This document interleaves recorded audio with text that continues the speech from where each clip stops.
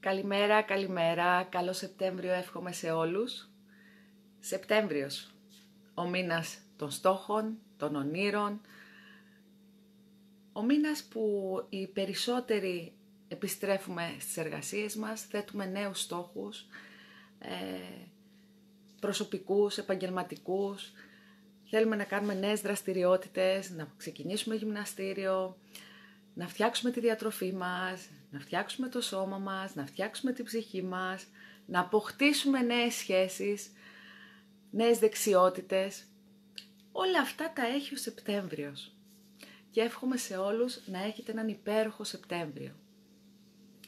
Συνήθως έχετε προσέξει ότι κάθε Σεπτέμβριο αποφασίζουμε να κάνουμε αλλαγές, να πετύχουμε στόχους, το βλέπουμε τελείως διαφορετικά. Γυρνάμε συνήθως και από τις διακοπές, είμαστε σε μία άλλη διάθεση. Θέτουμε λοιπόν στόχους και μέχρι τον Οκτώβριο τι συμβαίνει? Τους έχουμε εγκαταλείψει. Πόσο συχνά σας έχει συμβεί αυτό?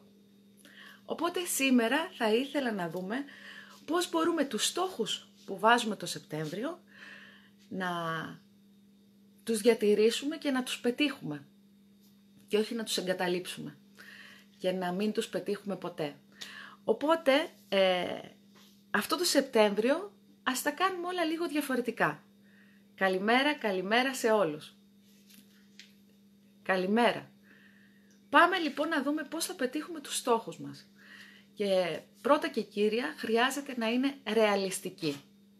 Έτσι, να βάλουμε ρεαλιστικούς στόχους και να βάλουμε 1, 2, άντε 3 τη φορά. Μην προσπαθήσουμε να τα αλλάξουμε όλα με τη μία. Έτσι, άρα βρίσκουμε το στόχο. Τι θέλουμε να κάνουμε, τι θέλουμε να πετύχουμε και γιατί. Ένα δεύτερο που χρειάζεται να κάνουμε είναι να νιώσουμε πώς θα νιώθαμε όταν θα τον πετυχαίναμε αυτό το στόχο. Πώς θα νιώσουμε όταν τον πετύχουμε αυτό το στόχο. Αυτό το συναίσθημα θα το κρατήσουμε και όσες φορές πάμε να εγκαταλείψουμε, να θυμόμαστε αυτό το συναίσθημα. Πώς θα νιώθουμε όταν θα τον έχουμε πετύχει. Ένα άλλο που χρειάζεται να κάνουμε, αφού εντοπίσουμε το στόχο μας, είναι να κάνουμε ένα σχέδιο δράσης. Πότε θέλουμε να έχουμε πετύχει το στόχο μας? Τι χρειάζεται να κάνουμε ώστε να πετύχουμε το στόχο μας? Κάθε πότε χρειάζεται να κάνω και τι. Άρα χρονικά προσδιορισμένος. Ώστε να νικήσουμε και την αναβλητικότητα, ότι έχουμε χρόνο, να το κάνουμε μετά. Εάν έχουμε βάλει μία ημερομηνία, αν έχουμε βάλει μία συγκεκριμένη ώρα και μείνουμε πιστοί σε αυτό, τότε να είστε σίγουροι βήμα θα φτάσετε στον τελικό προορισμό που είναι ο στόχος που εξ αρχής βάλατε. Και πολύ σημαντικό να δεσμευθούμε στο στόχο μας. Πόσο πολύ τον θέλουμε και πόσο δεσμευμένοι είμαστε να το πετύχουμε και να μην εγκαταλείψουμε στην πορεία. Πόσο πολύ το θέλουμε.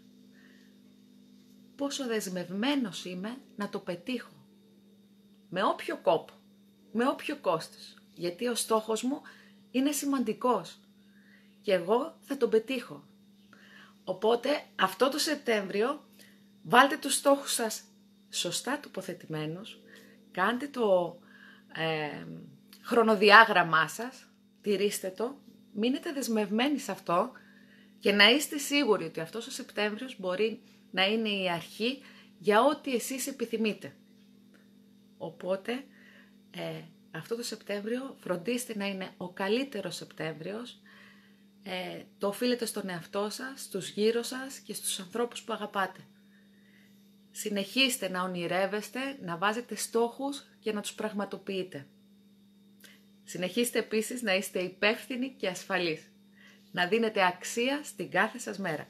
Καλό Σεπτέμβριο σε όλους!